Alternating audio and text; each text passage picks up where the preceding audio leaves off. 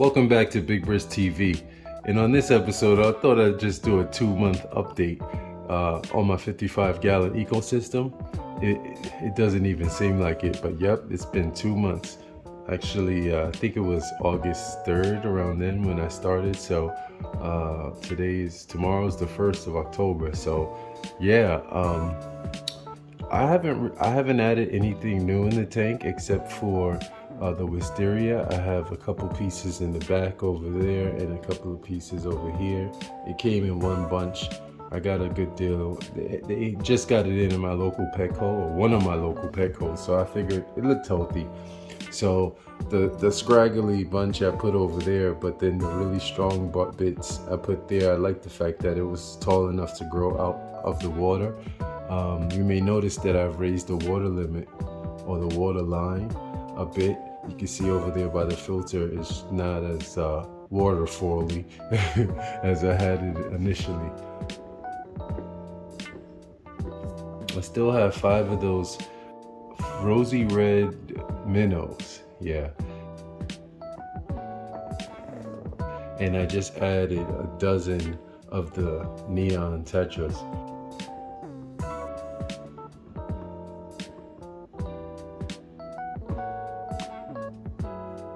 I do have about 4 of the glow light tetras and then 4 of the black neons.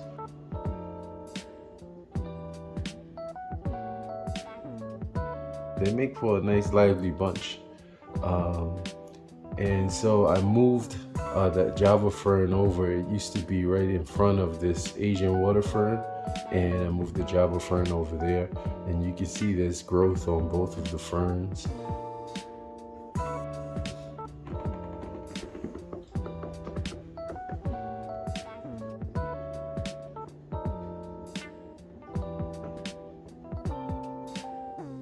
My bamboulette has been growing nicely. My wife came and pointed out those really light leaves on the top is all new growth.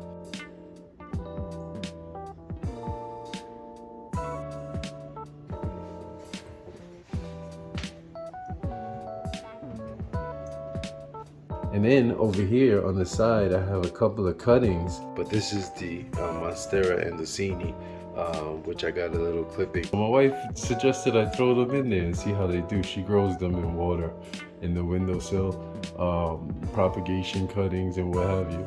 And then over there, coming out of the filter, I have some golden pothos.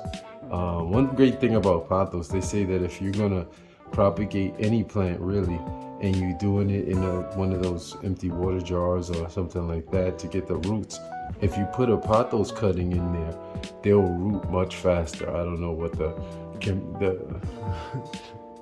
the scientifics are behind that, but hopefully, that'll work here. And then the dwarf Sagittaria, you can see that it's sprouting up, nice grass growing back there.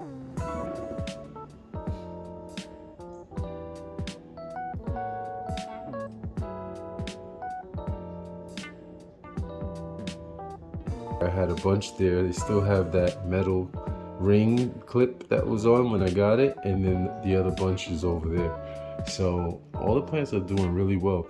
The cardinal is doing nice. All that green on the top up there is all new growth.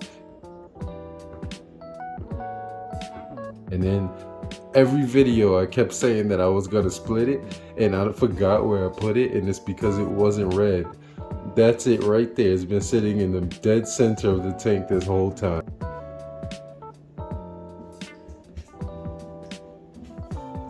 But that's the same plant from that bunch that I got from Modern Aquarium. It was potted.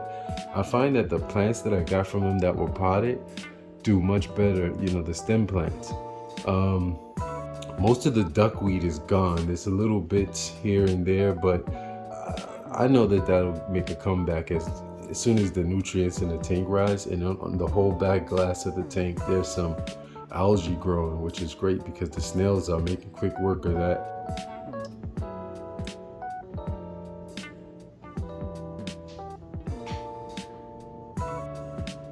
And so I didn't really want to start getting a cleanup crew until, there was enough nutrients and food for them. But now I think I'm ready for that. And I got a couple of albino shrimp. You can see one right there on that Asian water fern back there, and there's a smaller one in here somewhere. I'm gonna get some nice moving shots without me talking of the tank.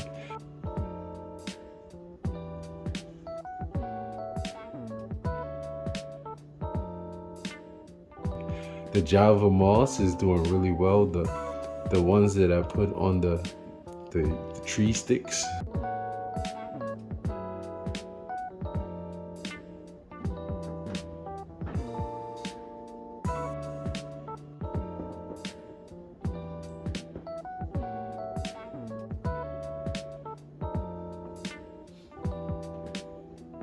That stick that I found outside on the side of the highway, there's a bunch over there, a clump there, and then there's some all down here. It's free floating, and they just find the way, but I find that it's growing really nicely. In the back, the Luigia is doing good. These highlight plants, I found that if you give them really intense light, they will grow dark red and purple, but they will grow fine, as you can see, in normal light. This is a normal Beamswork light, basic LED light that I had over this tank when I had just fish in it, and then I have my skylight above. So I think once it grows out of the water and closer to the light, it may get a little darker again. So we'll have to see about that. A couple of the Luigias did melt over there in the corner next to those baby clovers that's sprouting out of the sand. There's some stems still there, so I don't know if it'll grow back. And then there were a couple that totally melted away or died, and I just removed them. The stems weren't strong anymore.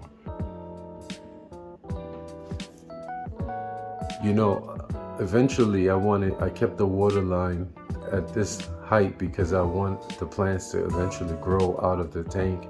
And so I found that if you repurpose some of those suction cups, I have a bunch of suction cups laying down in stock from tubing and different filters that I had over the years. I kept the suction cups, I don't know why, but they come in handy now. You can prop up plants. I find that with stem plants, even my house plants, if it's a stem plant and it's kind of drooping over, you can post it up with I have these pieces of bamboo and stuff like that I use. You can just post it, and then you can clip it together, and then when it gets strong enough to stand on its own, you can remove the bamboo and the clip, and it'll stand up. So hopefully with the wisteria in the back over there, I have it. The leaves are kind of wilting, droopy a little bit because I just put it in there yesterday, but maybe the stems will get strong and then it'll stand up on its own. But that stuff will go absolutely crazy. And the Brazilian pennywort, that's doing great. I mean, it's spreading out all over the tank. I have moved it around a little bit. There was just one bunch. I just stuck it in the sand in the back over here, and then it was just covering the whole top of the tank, and so I moved them around a bit. But that's doing really nicely. And so overall, I'm really happy with the way the tank is coming out. And I know some of you, if you're watching this video, you see these videos with these big lush tanks and awesome photography and everything like that, and you're like, man, I want a tank like that, or I want to make a tank like that. Well, this is the realism of it. There's a lot of hard work that went behind those videos, and also time. This is only at 2 months, so imagine in 6 months or a year. And I've only added one extra plant in there, which is the wisteria that I added yesterday. The rest of these are from the initial 16 that I bought, and they were all small. And then with the little cuttings that I have around here and there, we have a bunch of cuttings, and so maybe I'll put some of those in the tank and see how they do. And as the plants grow taller and taller, I'll raise the water level higher and higher, and then maybe I'll suspend the light from the ceiling above the tank, and then this way I could adjust the height away from the tank, and hopefully I'll have a little jungle here in my growing out of my big box of water. So Let me know what you think in the comments. Hit that thumbs up button, like this video if you liked it, because that really helps out the channel. And consider subscribing. This is Big Briss, hoping you all stay well. Big Briss TV, and I'm out.